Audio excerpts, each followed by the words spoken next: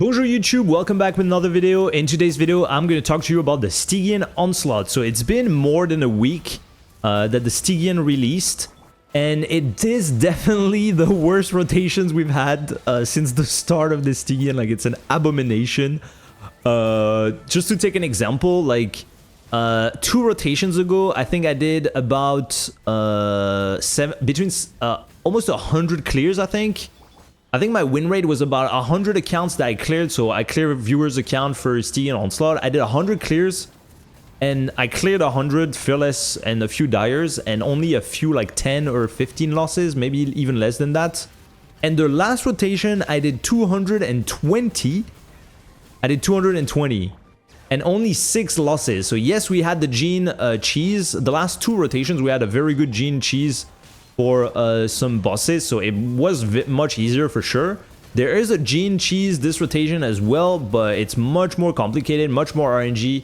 I spent many hours trying to get it, and I was still not able to do it. Also, apparently with Ether or Lumine, it depends. So with Lumine, it's harder apparently. So with pings as well, with high ping on Asia server and stuff, it's also super difficult. So yeah, this rotation's been really bad. Right now, I'm currently at 50 wins. And already 19 accounts that I couldn't clear, so it's really bad.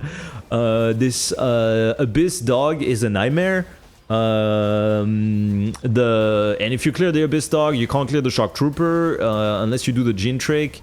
If you don't have Neuvillette or Moalani or Skirk Escoffier, you can't clear the Crab almost. Like, it's a really difficult Stygian Onslaught, but after 1 week of doing so many accounts and seeing so many clears, I have found a few tricks, a few tips that might help you clear this Stygian. So in this video, I will tell you everything I've learned over the last week and a half or something, depending what time this video releases. If this video is helpful, please don't forget to like, subscribe, comment to help with the algorithm. It would really help me a lot. I appreciate a lot the support in the recent videos. I'm trying to improve a little bit as well. I mean, the editing and stuff, it's not really there yet, but yeah, I'm yapping a lot as well. Sorry for that. But yeah, I'm trying to improve. I'm trying to pump out good tips and stuff, so hopefully it's helpful, and let's get into it. So first, my first tip is for the first boss, the Abyss boss. It's something like I mean, everyone kind of knows at this point, but I didn't mention it in my previous guide, and also there's a few things to know about that trick. It's the Kazuha trick, where you get full damage on the minions that the boss spawns. So basically what happens is that when the boss does this, when he like leaves the map and then comes back and then spawns the monsters, you want to wait until the boss reappears and touches the ground before you start channeling your Kazuha skill to group the enemies. And then if you do it at the right time, they will get thrown up and down, and they will take some full damage, about 400, 500k in Fearless, and maybe like 1 million or something like that, or 800k in Dire. And basically it will make it much more easy, like much easier to break the shield and kill the enemies. So you can break the shield with another team than Lunar team. So if you play Mawika mainly, because only Mawika can clear this boss almost, that helps a lot. But also, if you do that close to the boss with Kazuha, then the enemies will be close to the boss, and you will be able to hit the shield of the boss as well at the same time. So in the situation where you're not killing every single monster, you will also deal damage to the boss, and you will be able to break the shield even without killing everyone. So it helps a lot, especially in Melt team. It works actually super well. One tip as well in this team is to try to run Silali on Sacrificial, so you don't have to wait for energy. You start your fight with Mawika Bennett, and then you get Silali double skill with Sacrificial, so your burst is ready as soon as the enemies are spawned. And then you can set up your Bennett burst before the enemies spawn, then Kazuha swirl, and Kazuha like group the enemy, and then Silali instantly, and then you can get your Mawika burst. In this case, if you do that, you can also get a second Mawika burst in the, like, if you didn't kill everyone with the first rotation. Ideally, you want to kill everyone with the first rotation, at least get the shield down with the first rotation. But if you're not able to, if you do it like early enough, you will be able to get a second burst with your Mawika. Now, this is really difficult to do with high ping. I've been doing it on Asia server accounts a lot, and it's kind of difficult between the cryo application from Silali, between the pull from the enemies and stuff like that. Like, it can be a bit difficult. The swaps as well on the first rotation. So good luck if you're on Asia server, but it should still work. I've been able to clear with this. And mainly, you also kind of want R1 Mawika. Without the R1, it's going to be really difficult to have enough damage to do that, even on Fearless. You can also do this tactic with Shilonen. So if you have R1 Mawika with Shilonen, you can remove Silali and do this as well. So you're not going to melt, but you can group the enemies close to the boss and get the Mawika damage as well on the boss while hitting the small ones. And if you have R1 plus Shilonen, like even without the melt, it should be doable. Silali is a bit stronger for this. Like you will get a bit more damage with melt, of course, but it's a bit harder, especially if you have high ping. Secondly, in the same boss fight, like there's another tip that some people have been doing, is that you use your body, your character, to push at least 2 small enemies next to the boss. With Meld Team, it kind of works. So if you play Mawika Meld, you only technically need to kill 2 small enemies because you should have enough damage to deal like somewhere around 50% of the boss shield if you have R1 Mawika at least. So you push 2 small enemies with your character, just getting closer, and then you do your rotation. I wouldn't recommend doing this tactic, like it's not really that great, but if you didn't manage to do it with other strategies or other rotations, you can give it a try. I don't think it's the best, but worth the try. Karon. Karon is another Genshin player. I don't know if they stream. I don't think they stream, but they are extremely good at Stygian Onslaught. I sometimes watch their I sometimes react to their gameplay on this channel. I did a few react on this and Symphony as well. And he manages to get 2 full damage on the small enemies. So the way he does it is he does the same rotation as we were doing before. So you set up Bennett Burst, you do Kazuha's skill to get the full damage, and then you swap real fast to Mawika to get the charge dash combo that everyone does at this point. If you're not doing this combo, you almost not able, like it's definitely not possible to clear this boss anyways. So yeah, you switch to Mawika real fast after the first full damage, and you get a quick double charge dash combo with Mawika, and then they will take another tick of full damage. This is insane, especially for Dire. And with this strategy, Karon was able to clear Dire with C0R1 Mawika, Mono Pyro, which is absolutely insane. Of course, his builds are crazy. He has R1 Kazuha, R1 Shironen as well, if I'm correct.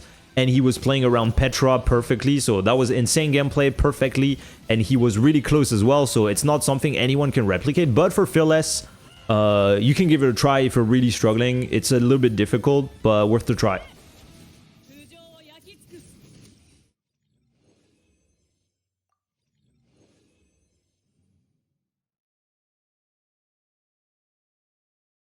Alright, I've been yapping a lot about the first boss. Now the third boss, the crab boss, is also really difficult for a lot of players, especially if you don't have Neuvillette.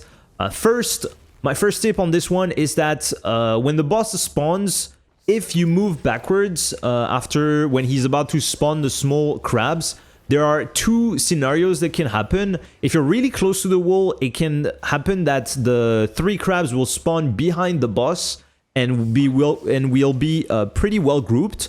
So that's one strategy that can help you like kill the other crabs pretty fast. Like if you're using Tartaglia, for example, and they're all together, you can just press your skill, riptide everyone, and everything is dead.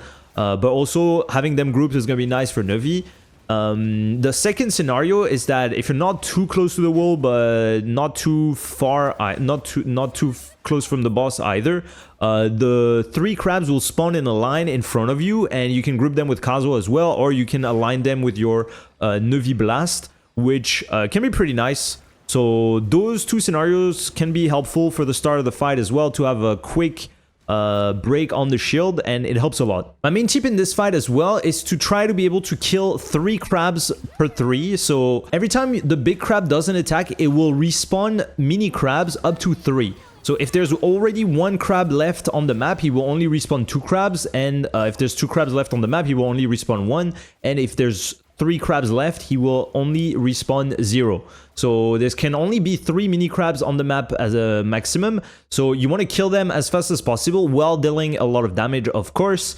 And if you're able to kill them by multiples of 3, then you will be able to maximize your damage and the damage to the shield. As you can see, the last hit that breaks the shield of the mini crab does not deal damage to the crab, so it will not be recorded as damage for the big boss. So you gotta keep that in mind. If you're able to break the last hit of the shields of the mini crabs with like Neuvillette skill, Farina normal attack, or Farina skill, not normal attack, Neuvillette normal attack, Mona or something like that, it's better, so you're not wasting a big chunk of damage on something that will not take damage. And also try to save your AoE bursts and stuff like that, like Neuvillette burst, Farina burst.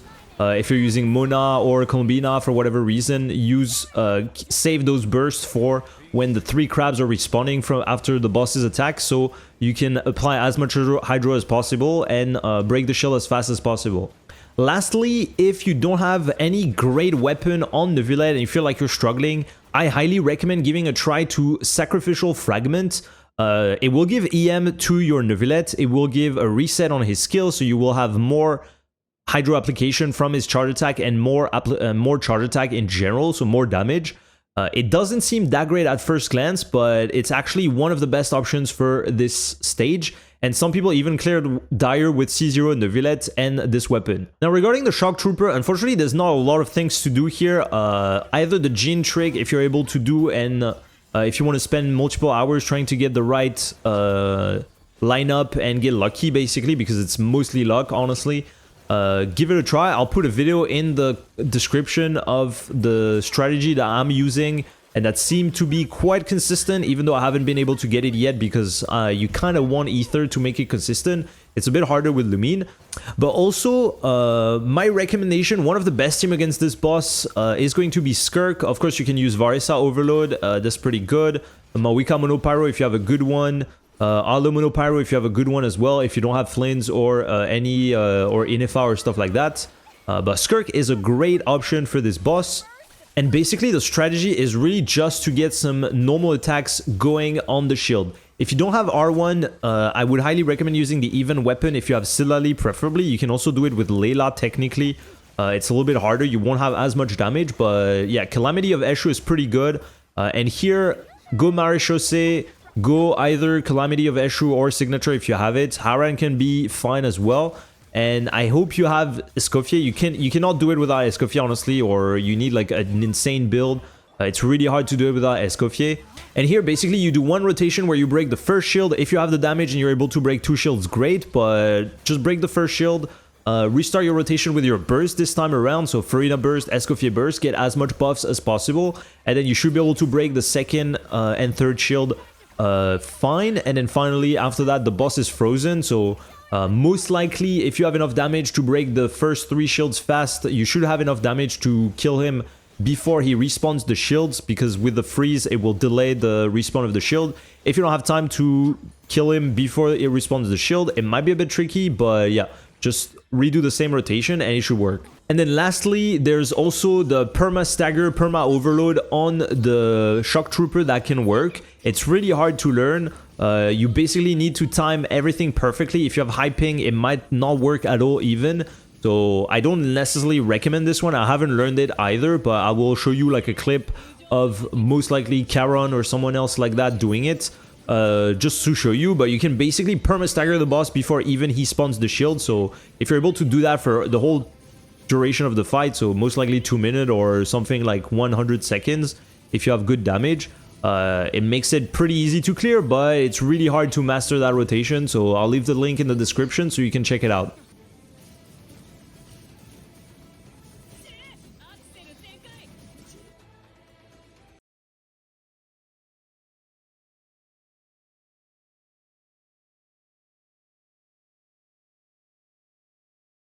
And yeah, that's basically it for this extra tip video. If you have any more questions, feel free to ask in the comment. Feel free to join my Discord.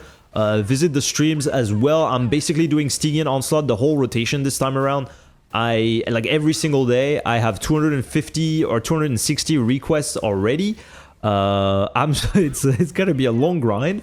I'm struggling, but it's fun. I mean, I'm saying it's fun. I'm like literally molding every day, but no, I enjoy playing the game, so it's not that bad. But it is, this rotation is tough. This rotation is tough. So feel free to join the streams on the Discord to show some support and to hang out with us. And I hope you have a beautiful rest of your day. I'll see you on the next one. Bye bye.